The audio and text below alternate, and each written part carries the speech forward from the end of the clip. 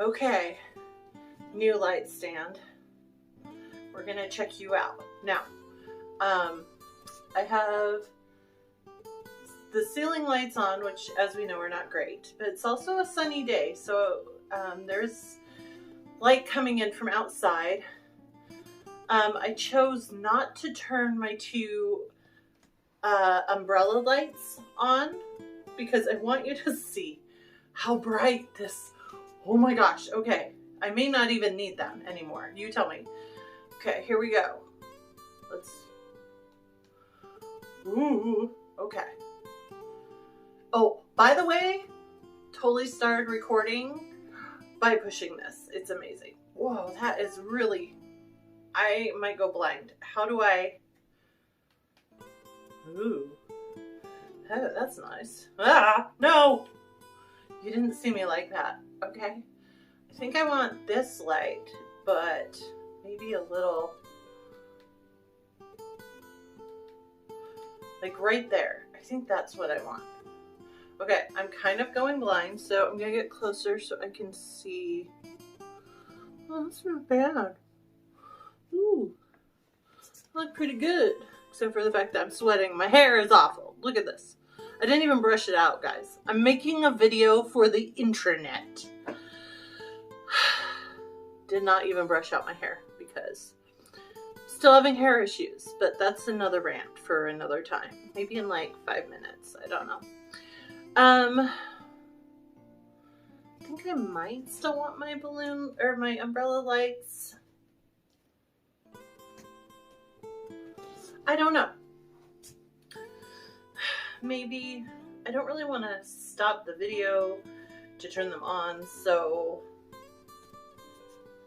And you're probably saying to yourself, Emily. Well, I mean, unless your name's Emily, I guess you wouldn't say that to yourself. So self, or whatever your name is, insert your name here. Why didn't she test this out beforehand? Well, I kind of did, but not while I was recording. And yeah, there's probably no difference between when I'm recording and when it's just on video, but there's a difference to me. I was asked this week by someone if I script my videos, and I laughed. And then she just kept looking at me expectantly for an answer, so I laughed some more. I don't. I do realize that I look at both the screen and the camera and the screen and the camera. And here's why. Looking at the camera is boring. I don't know if you make videos, and I can't even tell where my camera is. And half the time I also forget which side the camera is on. And it's boring. I'm not saying watching me is any more interesting, but it's more interesting than looking at a black strip at the end of my phone that has a camera on it somewhere. So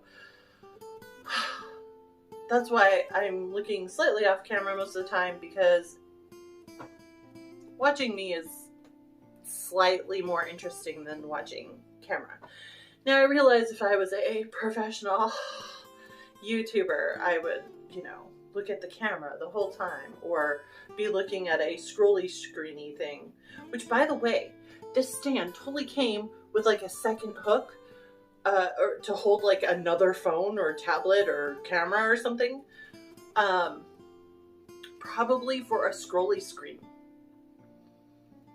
I probably will never use it, but I attached it anyway because it just makes me feel important and really cool.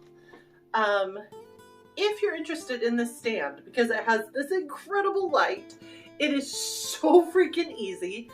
It cost less than my old stand, which didn't even last a year. Was not as easy as the stand. I did not love it as much. Have I told you about the stand? I can't remember. Quick. The stand, it's really cool. You can decide if you want the pole part to be longer or the leg part to be longer. If you don't have a lot of foot space for the legs to go, then you can make the leg part like a really small footprint. It can go super, super tall. It's really heavy duty. Like, this thing is not good. My old stand would have like blown over in a mild wind. Yeah, this stand is not going anywhere. I absolutely love it. It's got a charger in the back for my phone.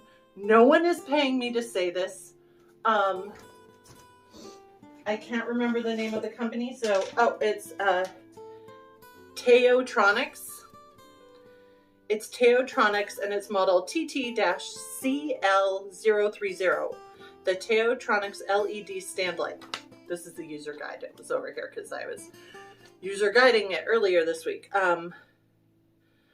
It's super simple. It comes with a remote. It's like, if you need things to be simple and easy to use and user-friendly and heavy-duty and amazing light. If you saw my little, on Instagram, my little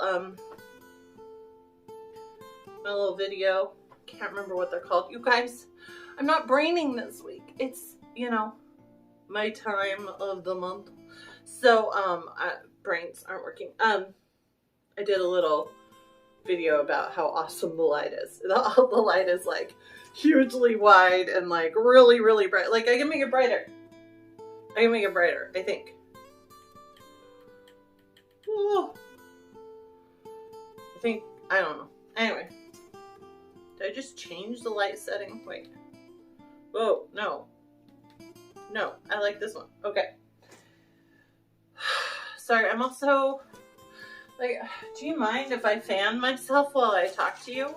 Of course you don't, because I can't hear you even if you're saying, oh, this is not a great fan. Where is a good fan?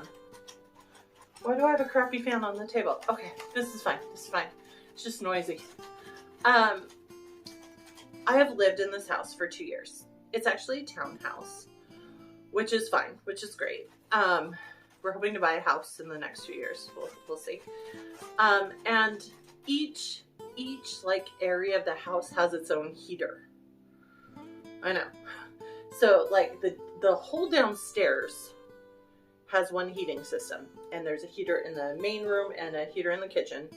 And then upstairs, each of the 3 bedrooms have their own heater. So like you set the heat in that room.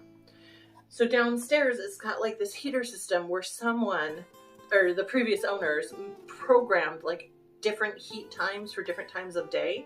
And they programmed like a million different ones. And I still, 2 years, still have problems figuring out how to reprogram the heat times for what I want. Because we usually keep the heat pretty low. I run fairly warm. Hubby runs super warm, and we are fine with paying less electricity and wearing sweaters and bundling up in blankets at home. So I keep the heat at like 62, 64, depending on how cold it is outside. If people are coming over, we'll bump it up to like 66 usually. Plus I have this, you know, we have some space heaters. I have this fireplace space heater I love. Anyway, I was upstairs for a long time today because I'm switching out winter clothes and summer clothes, and was talking to my mom on the phone, and I come down here and the heat's been running all morning. It's a mazillion degrees down here and I'm dying. Okay. Some brief updates. Health, doing good. I'm staying really great on keeping up on what I'm supposed to be eating and some exercising to get myself in better health. Hair is still awful. I did some research and also talked to some hair people. I don't know what exactly to call them. And basically what we figured out is when I went on my trip to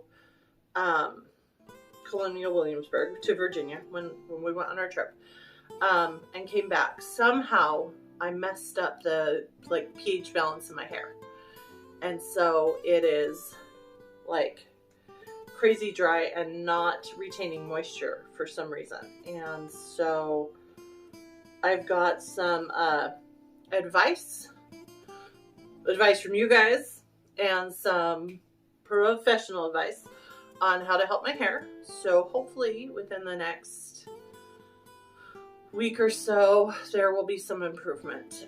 In the meantime, I don't even brush it out because it's a nightmare and it hurts and I don't love it anymore.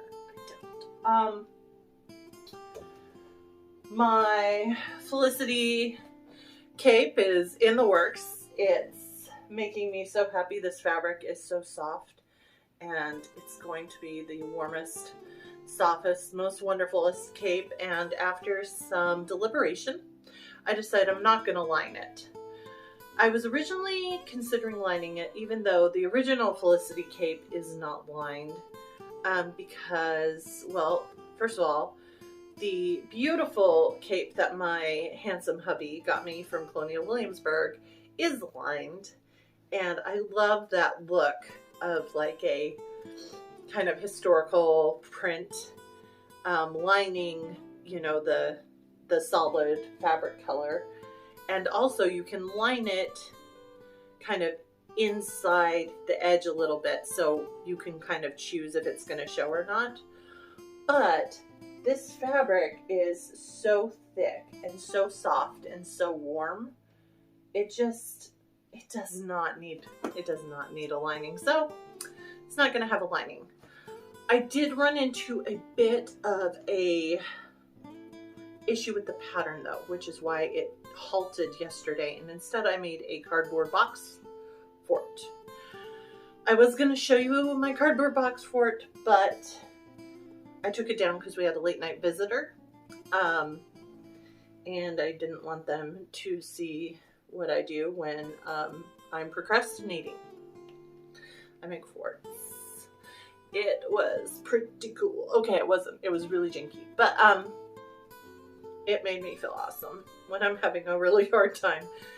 I've had some bizarre bursts of productivity this week, which is odd because usually during my time of the month, I am not productive at all. In fact, I figured that I would do my job hunting and then play Disney Dreamlight Valley, which is kind of my happy place right now.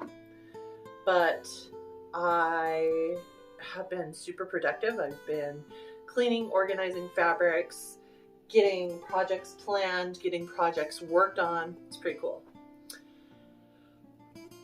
What was I talking about? Oh, I ran into a snag with this. Let me grab the pattern. Hang on. Sorry, I should have had this ready and I didn't, but you know, it's kind of like the story of the scorpion and the frog.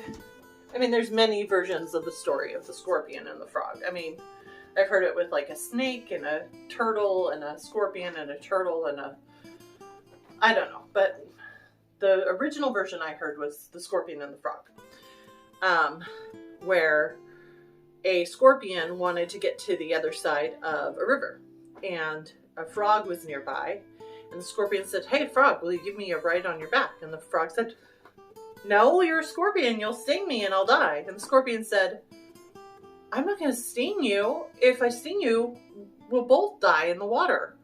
And the frog's like, "Oh, yeah, okay." So the scorpion climbs on the frog's back, and halfway across the river, the scorpion stings him. And as the frog's dying and the scorpion's drowning, the frog says, "Why did you sting me? I don't understand. I was giving you a ride across the river." And the scorpion says, "You knew what I was when you picked me up."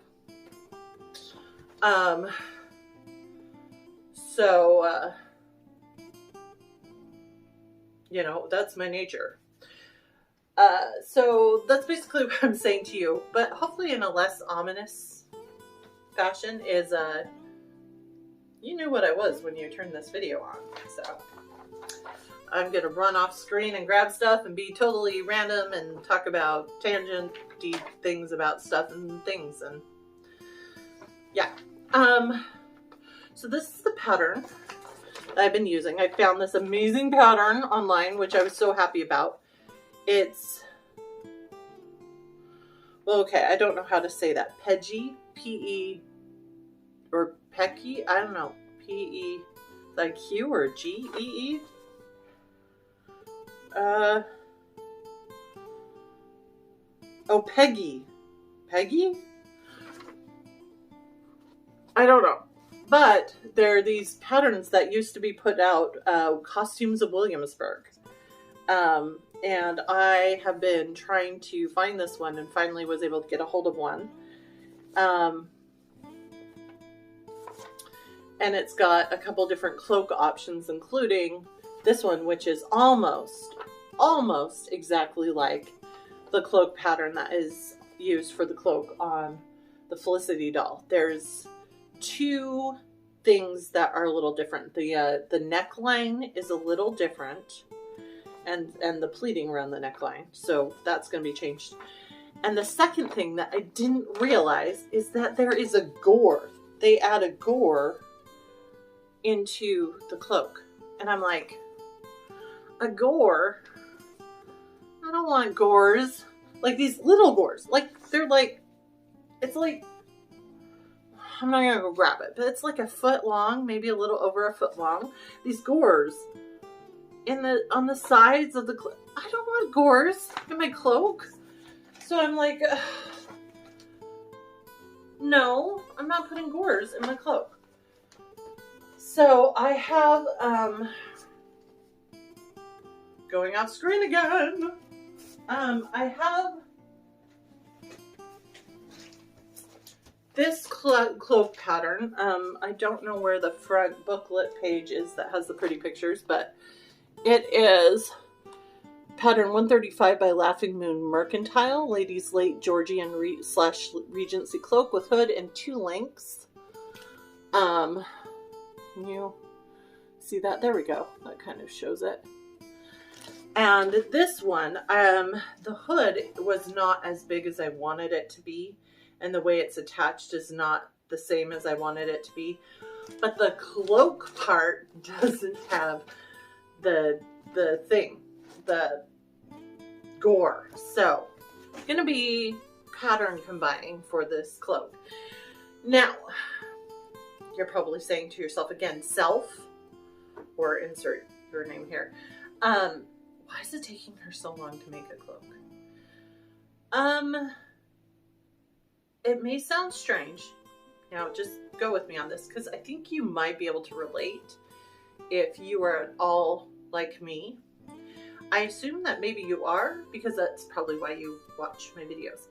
I imagine I'm taking so long on this cloak because I know that as soon as this somewhat easier project is done, I'm going to have to launch into one of my harder, more detailed projects that I have planned.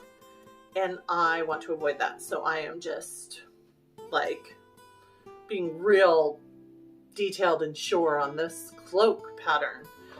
I need to get it done. I'm hoping to have it done by the end of this week so that I can launch into some of my other plans. I have some 50s inspired clothes. I tend to wear kind of 50s retro inspired clothing on a daily basis. I mix in modern clothes. I mix in late Victorian, Edwardian clothes. I mix in whatever. I wear whatever I want. But the majority of my wardrobe is probably 50s inspired, especially my dresses and my skirts. Not today's. Today's is like, how comfortable could I be? Plus, well, I don't know if I can put my leg up high enough. We'll see about this. Whoa! Can you see those? Oh yeah, you've probably never seen my legs, and this may be the last time you ever do. This is beautiful leggings. They're gray. They have blue and white hearts and foxes on them. They are warm, they are wonderful, and they make me happy. So that was my leg. Those are my fox leggings. I love foxes. If you ask me what 3 animals I love the most, that would probably be foxes, butterflies. Oh, wait, okay. Well, okay, in no particular order, because I love them fairly equally. Yeah.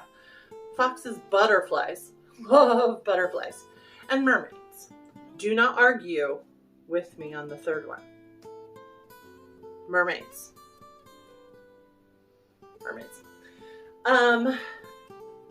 So I have some everyday wear outfits planned. I have some dabbling into the 18th century, obviously, Cloak. I have some 18th century projects that I'd really like to get done, such as Felicity's dress. You know, wouldn't that be fun to get to wear with my cloak? I have another 18th century project that I'm hemming and hawing over. It depends. It depends. I'm not gonna say anything because I tend to commit to stuff and then I feel bad later when I don't follow through. So, stick a pin in that. Then there is, there's a ball. There is a ball. The local Washington Regency Society is throwing a ball, a 12th night ball in January. And I have convinced handsome hubby to go. Do not show up and kill me. Anyway, I need a new dress because nothing fits me. The only Regency dress that I have left, I have about, well, I have 2 Regency ball gowns and like 5 Regency dresses. And one out of all of those fits me, and that is the black dress I wore this last weekend to tea. I got to go to tea. I got to go to a tea party. It was amazing. My friend Cynthia had her birthday, and Cynthia, I aspire to be like Cynthia because Cynthia is older than me by a bit, and I thought she was turning just like a few years older than me. Cynthia is young at heart, and that's what I always hope to be. I sometimes wonder if when people say I don't seem my age, if they're saying I don't look my age or I don't act my age. I'm okay with a combination of the two, but not just that I don't act my age. We are not going to go into what my age is, though. That's rude. Stop asking me. So I need a new ball gown. I've promised my hubby to cool it on all the fabric buying. So I'm going to deep dive into my stash and hopefully find something for my Regency ball gown. Traditionally, especially in middle to upper classes, where they could afford to have a ball gown made, ball gowns were made in pale colors, preferably like a white, an off-white, a cream, an eggshell, an ecru, or the lightest of pastel colors, because ballrooms were lit by candlelight, and those pale colors glowed in candlelight. They lit up in candlelight. So when you see these Regency era movies and TV shows where they're wearing like dark red ball gowns and black ball gowns and deep blue ball gowns, no, traditionally those would not have been worn, because any detail in the dress, I mean, would just completely be lost in a candlelit ballroom. Also, trains on ball gowns were rare. Unless it was like a ball or a dance that's attached to a court event where a train would be, you know, the style for a court event, you're not going to wear a ball gown with a train. At a court event, you might have a train, but it would be one that could be held up or pinned to one's waist. my first Regency ball gown, I made the mistake of putting a slight train on it that got stepped on the majority of the night. I was apologized to so many times by these poor gentlemen, because Regency era dances, the majority of them are dances where you change partners. Even if you end up coming back and back and back again to your own partner, you still like switch partners during parts of the dance to do a part of the dance and then go back to your own partner. And I was just, they were so embarrassed and so embarrassed. And by the end of the night, I realized it wasn't their fault. It was my fault for putting a train on a ball gown. Ball gowns went to the top of your feet so that your feet were free and unencumbered to dance, and so that your gown did not get in the way of the gentleman's feet and the feet of others. So, little lesson for you. I have done so much research on Regency era. Just last night I was telling hubby, I still have my Penelope Featherington cosplay dress that I want to get finished, and I came across it in my bin of unfinished projects, and I was like, Penelope. It wasn't hard to find. It's bright yellow. It just went, boo! And I was like, oh, I'm such a Penelope. And that the minute I see that, I'm like, oh, if my mother had put me in bright yellow, like the majority of my life, I would have, I don't know, thrown up every day or something. It's not that I don't love it. It's the way it looks on me. Not flattering. I have one bright yellow dress in my entire wardrobe, and I only own it because it's covered in butterflies. So, and I was telling him, he was asking me, or he was looking at the fabric, and he's like, so why is this different than, I said, do you remember the movie I made you go see, Emma? The new one, and I explained to him, people, the creators and the costumers and stuff say, oh, we changed the aesthetics of the costumes and the hairstyles and the whatnot for a modern audience. But I didn't see modern audiences having any problem with the new Emma movie that came out. The costumes are based on actual extant gowns that still exist. The hairstyles are accurate. They wear bonnets throughout the movie. And gloves and wraps, and have their, for the most part, not 100% of the time, most part, have their décolletage covered during the day and long sleeves like they're supposed to. And audiences ate it up. They loved it. It was probably the most historically accurate Regency movie that has been made to date. And it was visually stunning and amazing. It was a perfect example of how to show the beauty in the clothing of an era to a modern audience. So that's why I call Bridgerton historical fantasy, because,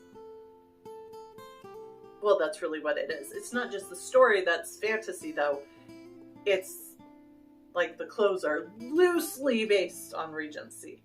Everything is loosely based on Regency. But it doesn't mean I don't love Penelope and feel for her and am in the redhead club with her. Okay, that was a whole tangent. I wasn't planning to go on. But there's a ball. The prince is giving a ball. Oh, hey, I get to go to Cinderella this weekend. Cinderella the musical. I'm really excited about that. Rodgers and Hammerstein's Cinderella was one of my favorite musicals when I was little. Then, as I started to grow up and explored other musicals, so it was my favorite musical when I was little, and I'm talking about like 6, 7, but that's because Cinderella is my favorite. Cinderella is my favorite. When I was 9, I discovered Phantom of the Opera, and that was the end of that for me. But as I got older, I realized that Cinderella is probably, the music in Cinderella is probably, and the story is the simplest and most basic of all of Rodgers and Hammerstein's work. Now, I'm not sure how long ago it was, but recently, so I don't know, 10, 15 years or so, it's been redone a little bit. I believe I have seen the redone version done. I feel like some songs have been added and maybe tweaked. And also more story has been added to kind of flesh it out. Now, I don't know how I feel about that because the story that's been added kind of makes it very like politically charged instead of the fairy tale we know and love, but there it is. There are some amazing on-stage dress changing scenes, which I love. And it'll be interesting to see how this local theater chooses to do those scenes. And I just love the story and the whimsy, and the ball gown better be incredible because it better be. And yeah, I'm excited for that. Cinderella, the musical. What else? The ring light, Cloak, tangent on Bridgerton, Regency ball, tangent on Regency. There was something else I forgot about. I don't know what it was. Oh, I found this Christmas fabric in my stash. Okay, guys. So I'm digging through and I find this Christmas fabric with like goldy glitter. So pretty. Okay. So what? I have a bunch of it. What am I making out of it? What am I making out of it? I want to make something to wear. I think I want to make a daily, like something for me to wear in my daily life. Well, obviously during the cold months, December, and during the holiday months. But if there's also a costume you can think of or something, I am open to that. I'm open to that. So you just let me know. Thank you, by the way, for all of your advice and your good wishes and your hopes, and good thoughts and prayers and whatever else you're sending out there for me. And I love your comments on my health and my hair, because those are the two issues that are driving me bonkers lately. And hopefully both will improve soon, and hopefully I'll have an update for you. This video is super late, so I'm going to... My phone said the video is stopping. I don't know if it is. I hate it when it does that. I'm going to say goodbye.